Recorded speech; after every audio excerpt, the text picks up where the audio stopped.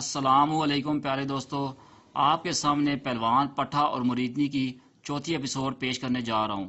جیسا کہ آپ جانتے ہیں کہ یہ کہانی انسپیکٹر نواز خان کی جو ہے آپ بیتی ہے، ان کے ساتھ یہ واقعہ پیش آیا تھا۔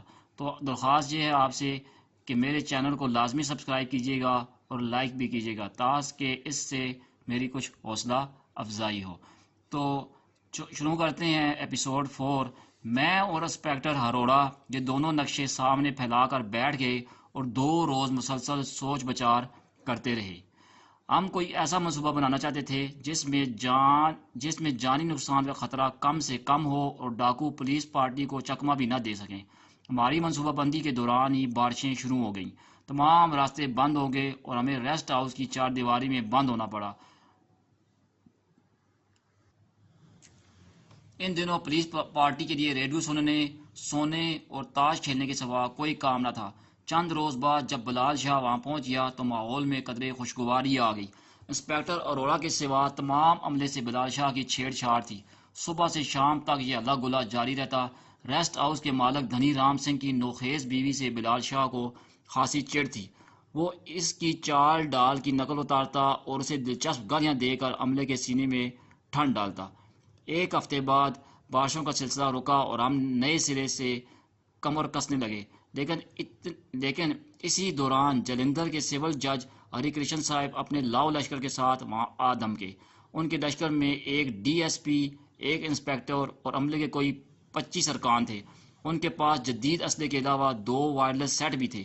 اس کے علاوہ ایک جیپ کو بھی کسی طرح کھینچ تان کر ریسٹ ہاؤس تک لے آئے تھے۔ سول جج صاحب پرائیویٹ طور پر ساتھ آئے تھے، بظاہر پولیس پارٹی سے ان کا کوئی تعلق نہیں تھا، لیکن یہ بات ڈکی چھپی نہیں تھی کہ اس پولیس پارٹی کو ترتیب دینے والے اور یہاں لانے والے جناب ہری کرشن صاحب ہی ہیں۔ پہلوان بچن سنگھ کی موت نے ان کی راتوں کی نیند حرام کر رکھی تھی اور وہ سارے کام چھوڑ چھاڑ کر شہباز کو پکڑنے کی فکر میں خوار ہو رہے تھے۔ دھنی رام سنگھ نے ہماری طرح دوسری پولیس پارٹی کو بھی ریسٹ ہاؤس میں ٹھہرا لیا۔ اس کے لیے دونوں پارٹیوں میں کوئی فرق نہیں تھا۔ رات کو میں نے ڈی ایس پی راجپال سے بات کی۔ وہ 24 گھنٹے نشے میں غرق رہنے والا ایک سست الوجود اور ڈھیلا ڈالا افسر تھا، تجربہ بھی نہ ہونے کے برابر تھا۔ معلوم نہیں وہ کیسے ڈی ایس پی بنا تھا اور جج ہری کرشن اسے کیا سمجھ کر اس پرخطر مہم پر لے آیا تھا۔ میں اندر ہی اندر کھول کر رہ گیا۔ میرے پوچھنے پر ڈی ایس پی نے گردن تان کر کہا، کل شام 8 بجے وہ اپنی چھاپہ مار ٹیم کے ساتھ ڈیک نالا پار کر جائے گا اور رات 12 بجے سے پہلے ٹیک سنگھ اور شہباز کا ڈیرا پولیس کے گھیرے میں ہوگا۔ اس نے مجھے ایک بہت پرانا نقشہ بھی دکھایا جس پر جگہ جگہ سرخ پنسل سے نشان لگے ہوئے تھے۔ ڈی ایس پی کا خیال تھا کہ یہ نادر نقشہ پولیس پارٹی کے لیے خزرے راہ ثابت ہوگا اور چھاپہ مار عملہ مزے سے ٹہلتا ڈاکوں کے ڈیرے پر جا پہنچے گا۔ ڈی ایس پی جلندھر جیل سے ایک قیدی کو بھی ساتھ لایا تھا۔ ڈی ایس پی نے دعویٰ کیا تھا کہ یہ قیدی ٹیک سنگھ کا ساتھی رہا ہے اور علاقے کے ہر نشیب و فراز سے واقف ہے۔ اس کے ہوتے ہوئے کوئی وجہ ہی نہیں کہ پولیس پارٹی راستے میں کسی مصیبت کا شکار ہو۔ میں نے کہا، راجپال صاحب، میں بڑی عاجزی سے یہ گزارش کرتا ہوں کہ اس علاقے میں میری معلومات آپ سے اور جج صاحب سے زیادہ ہیں۔ یہ نقشہ جو آپ دکھا رہے ہیں اس سے بہتر نقشہ پچھلے 2 مہینے سے میرے پاس موجود ہے، لیکن صرف ایک نقشے کے زور پر آپ کامیاب چھاپہ نہیں مار سکتے۔ نقشہ تو انگریز کپتان کے پاس بھی موجود تھا۔ آپ کے پاس 25 آدمی ہیں، اس کے پاس پوری کمپنی تھی، اسلحہ، وائرلیس، مخبر، سب کچھ موجود تھا، لیکن پھر کیا ہوا؟ کتنے بندے بچ کر آئے تھے واپس؟ ڈی ایس پی کو تو جیسے کسی بہانے کی ضرورت تھی، بڑک کر بولا، یہ تم نہیں، تمہارے اندر کی بدنیتی بول رہی ہے۔ مجھے پتا ہے یہ سارا جنگل صاف کر دیا جائے تو تب بھی تم ڈیک نالا پار نہیں کرو گے، بس یہیں بیٹھے منصوبے بناتے رہو گے۔ اگر جان اتنی پیاری ہے تو استعفیٰ دے دو نوکری سے، کوئی جنرل سٹور کھول کر بیٹھ جاؤ۔ میں نے کہا، جان کس کو کتنی پیاری ہے اس کا پتہ تو وقت آنے پر چلتا ہے۔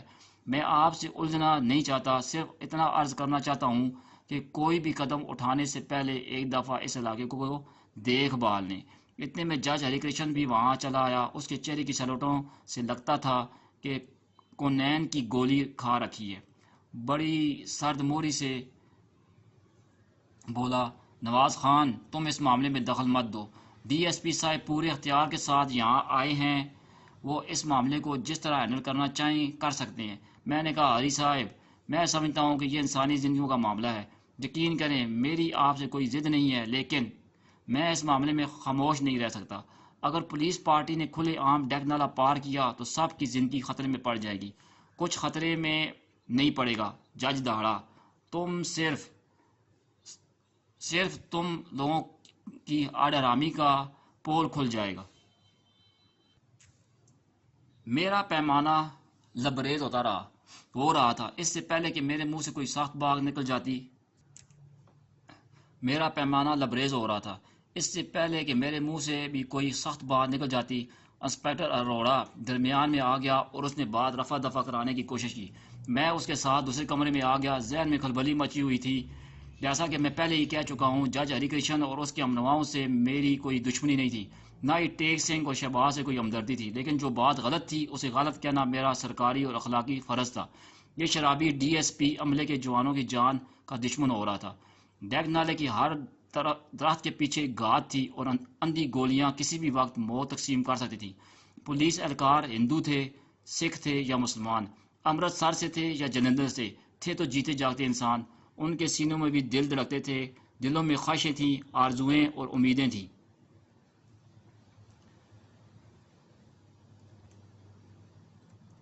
روزگار کی خاطر وہ گھر سے سینکڑوں میل دور مارے مارے پھر رہے تھے۔ کسی ہری کرشن اور کسی راجپال کو کیا حق پہنچتا تھا کہ اپنے انتقام کی خاطر انہیں موت کے منہ میں دھکیل دیتا۔ ان لمحوں میں مجھے محسوس ہوا جیسے راجپال کے ساتھ آنے والے اہلکاروں کی زندگی خطرے میں نہیں، میری اپنی زندگی خطرے میں ہے۔ کل کوئی اور نہیں، میں ڈیک نالا پار کر کے اندھی گولیوں کی زد میں آنے والا ہوں۔ میرا سینہ غم و غصے سے لبریز ہو گیا۔ میں نے دل میں فیصلہ کیا کہ کچھ بھی ہو جائے جج ہری کرشن اور ڈی ایس پی راجپال کو منمانی نہیں کرنے دوں گا۔ لیکن مسئلہ یہ تھا کہ انہیں کیسے روکا جائے۔ ڈی ایس پی راجپال میرا ماتحت نہیں تھا، نہ ہی جج ہری کرشن پر میرا کوئی زور چل سکتا تھا۔ زبردستی کی جاتی تو ڈسپلن کی خلاف ورزی تھی، یہ بھی کوئی بڑی بات نہیں تھی کہ فساد ہی ہو جاتا۔ آج جا کے ایک ہی راستہ تھا کہ میں کپورتھلا پہنچ کر انگریز ایس پی سے رابطہ کروں اور انہیں ساری صورتحال بیان بتاؤں۔ میں الگ صبح 3 بجے کے قریب جاگا اور نہایت خاموشی سے کپورتھلا جانے کے لیے تیار ہو گیا۔ اس دوران بلال شاہ استبل میں جا کر میرے گھوڑے پر زین وغیرہ کس چکا تھا۔ میں سادہ لباس میں تھا، اپنی گرم چادر تو ملی نہیں، ایک کانسٹیبل کی چادر سے بکل مار لی تھی۔ اشاریہ 38 کا بھرا ہوا ریوالور میرے قمیض کے نیچے موجود تھا۔ ریسٹ ہاؤس کے مین گیٹ سے نکل کر جوں ہی میں استبل کی طرف بڑھا، قریبی برآمدے میں آہٹ ہوئی اور ڈی ایس پی راجپال کا ایک ہیڈ کانسٹیبل میرے پیچھے لپکا۔ کہاں جا رہے ہیں جناب؟ اس نے مجھے پہچان کر اکھڑے ہوئے لہجے میں پوچھا۔ کسی کام سے جا رہا ہوں، میں نے سرد موری سے جواب دیا۔ لیکن ڈی ایس پی صاحب نے کہا ہے کوئی آدمی بتائے بغیر ریسٹ ہاؤس سے باہر نہیں جائے گا۔ میں تمہارے ڈی ایس پی کا آدمی نہیں ہوں اور نہ اس کا حکم ماننا ضروری سمجھتا ہوں۔ میرے لہجے میں تلخی اود کر آئی۔ میں آگے بڑھا تو ہیڈ کانسٹیبل نے کمال جرأت سے میرا شانہ تھام لیا۔ جناب پہلے آپ سر جی سے بات کر لیں۔ پیچھے ہٹو، میں نے پھنکار کر کہا۔ میں نہیں جانتا تمہارے سر جی کو۔ اسی بحثہ بحثی میں ڈی ایس پی خود بھی باہر نکل آیا۔ اس کے پیچھے ہی پیچھے جج ہری کرشن بھی سلیپنگ گاؤن سنبھالتا چلا آ رہا تھا۔ کیا کہتا ہے یہ؟ ڈی ایس پی نے بڑی بدتمیزی سے اپنے ماتحت سے پوچھا۔ میں نے کہا، راجپال صاحب زبان سنبھال کر بات کرو، اپنی عزت اپنے ہاتھ میں ہوتی ہے تو بے عزتی کرے گا میری؟ راجپال خم ٹھونک کر میرے سامنے آ گیا۔ اس کے منہ سے شراب کے ببکے اڑ رہے تھے۔ اتنے میں راجپال کا ایک چمچہ سب انسپکٹر جالا پہلو سے آیا اور مجھے دھکا دے کر کہنے لگا، کیا بات ہے؟ میرا پیمانہ صبر جو بہت دیر سے ہلکورے سے لے رہا تھا ایک دم چھلک گیا۔ میرا دانا ہاتھ گھوما اور سب انسپکٹر تھپڑ کھا کر دور جا گرا۔ ڈی ایس پی نے جواب مجھے تھپڑ مارنا چاہا لیکن وار خالی گیا۔ اس وقت میں نے دیکھا ڈی ایس پی کے قریب کھڑا اے ایس آئی اپنے ریوالور کی طرف ہاتھ بڑھا رہا تھا۔ میری بھرپور ٹانگ اس کے سینے پر پڑی اور بھاری بھرکم ڈی ایس پی کو بھی اپنے ساتھ لیتا ہوا زمین بوس ہو گیا۔ بات ایک دم بڑھ گئی اور اس میں سارا قصور ڈی ایس پی اینڈ کمپنی کا تھا۔ یوں لگتا تھا ڈی ایس پی کی ساری نفری میری گات میں بیٹھی ہے۔ ڈی ایس پی کے زمین بوس ہوتے ہی سب انسپکٹر نے اپنے ساتھیوں کو آوازیں دی اور 5-6 اہلکار باہر نکل کر چیلوں کی طرح مجھ پر جپٹ پڑے، جیسا کہ بعد میں معلوم ہوا کہ ایک اہلکار نے ریسٹ ہاؤس کا گیٹ باہر سے بند کر دیا تھا تاکہ میرے ساتھیوں میں سے کوئی باہر نہ جا سکے۔ بلال شاہ باہر تھا، وہ استبل کی طرف سے بھاگتا ہوا آیا، 2-3 اٹے کٹے اہلکاروں نے اسے بھی دبوچ لیا۔ ڈی ایس پی نے ہاتھ بڑھا کر ریوالور میرے لباس سے نکال لیا،